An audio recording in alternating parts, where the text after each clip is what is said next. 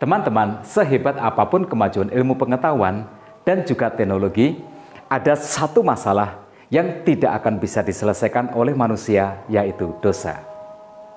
Peristiwa dosa Israel ribuan tahun yang lalu bisa dipetik pelajarannya, tetapi tidak bisa ditemukan obat pemusnahnya. Nah, itulah dosa. Manusia akan melakukannya lagi, dan lagi. Dan itu termasuk saya, karena saya juga manusia. Kalau ada orang yang berkata, saya tidak pernah berbuat dosa lagi, itu cuma pengakuannya saja. Tidak apa-apa, kapasitas penjara sangatlah terbatas. Nah, sekarang teman-teman, mari kita bersaat teduh dengan kitab Ulangan pasal 1 ayat 34 sampai dengan 46. Musa tiba di penjelasan tentang konsekuensi dosa yang dilakukan bangsa Israel. Setelah menerima laporan dari mata-mata yang kembali dari pengintaian mereka, ayat 34 dan 35 berkata, ketika Tuhan mendengar gerutumu itu, ia menjadi murka dan bersumpah, tidak seorang pun dari orang-orang ini, angkatan yang jahat ini, akan melihat negeri yang baik yang dengan sumpah kujanjikan untuk memberikannya kepada nenek moyangmu. Konsekuensi dosa yang pertama adalah murka Allah. Murka Allah menyebabkan bangsa Israel tidak diizinkan untuk masuk ke tanah perjanjian. Mereka semua akan mati di dalam pengembaraan selama 40 tahun di padang gurun. Gagal mendapatkan janji Tuhan. Yang ada adalah penderitaan. Nah, teman-teman, dosa membawa konsekuensi. Kita tidak dapat menikmati berkat Tuhan, kita tidak dapat menikmati kasih Tuhan dan juga kedamaian Tuhan. Dosa membuat hidup kita seperti di padang gurun. Ada Tuhan memang, ada pertolongan dan juga pemeliharaannya, tetapi sebuah kehidupan padang gurun. Maka harga dari dosa ketidakpercayaan dan juga pemberontakan sangatlah mahal. Tetapi Tuhan sangatlah adil. Kaleb dan Yosua tetap masuk ke tanah perjanjian. Nasib orang percaya dan tidak percaya pasti berbeda. Nasib orang yang taat dan yang tidak taat pasti berbeda. Sebab apa yang kita tabur pasti akan kita tuai. Maka hindari dosa ketidakpercayaan dan juga pemberontakan. Tetapi tidak hanya bangsa Israel yang dilarang masuk ke tanah perjanjian. Musa juga, ayat 37 berkata, juga kepadaku Tuhan murka oleh karena kamu, dan ia berfirman, juga engkau tidak akan masuk ke sana. Resiko seorang pemimpin. Tetapi yang terutama adalah Musa terprovokasi dengan dosa Israel, sehingga akhirnya dia juga jatuh ke dalam dosa.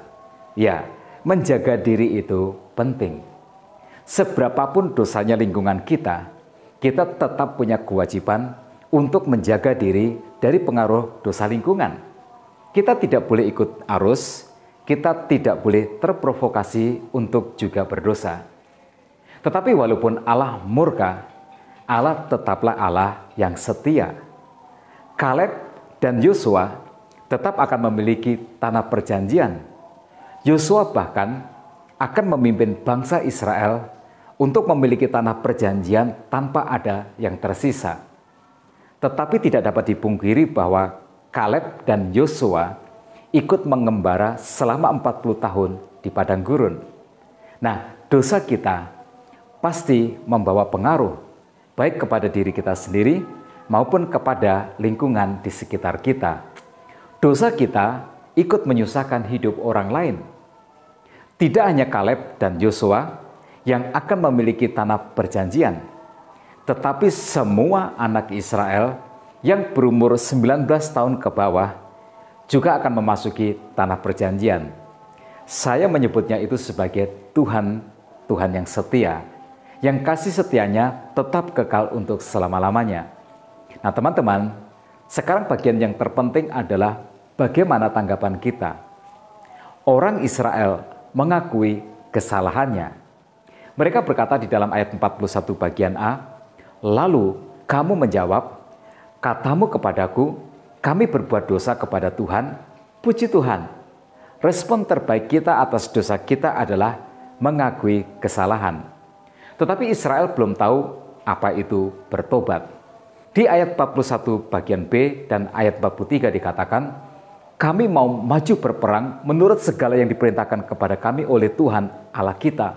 Dan setiap orang daripadamu menyandang senjata perangnya, sebab kamu menganggap mudah untuk berjalan maju ke arah pegunungan.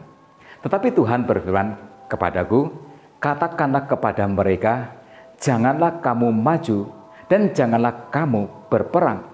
Sebab aku tidak ada di tengah-tengahmu, nanti kamu terpukul kalah oleh musuhmu.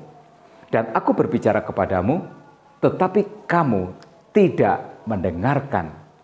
Kamu menentang titah Tuhan. Kamu berlaku terlalu berani dan maju ke arah pegunungan. Ya, kita paham maksudnya. Israel mau membayar kesalahannya. Mereka mau memperbaiki keadaan. Mereka mau membayar dosa mereka, tetapi dengan cara mereka sendiri. Dan itu bukan pertobatan. Bertobat adalah keputusan kita untuk hidup seturut dengan kehendak Tuhan, bukan kehendak kita sendiri. Jadi kalau begitu, apa yang bisa kita pelajari? Yang pertama, dosa bisa dipetik pelajarannya, tetapi tidak ada obat yang dapat memusnahkannya. Hanya anugerah Allah saja, hanya pengampunan dari Tuhan Yesus sajalah yang dapat menyelamatkan manusia dari hukuman dosa. Lalu yang kedua, kasih setia Tuhan tidak pernah berubah, tetap kekal untuk selamanya. Tuhan tidak akan pernah membatalkan janjinya, Dia akan tetap melaksanakannya dengan orang yang tepat, orang yang setia kepadanya. Lalu yang ketiga, bertobat adalah hidup di dalam ketaatan kepada Tuhan. Tidak ada definisi yang lain yang lebih tepat selain daripada itu. Nah, tetap semangat dalam kehidupan. Tuhan Yesus memberkati kita semua.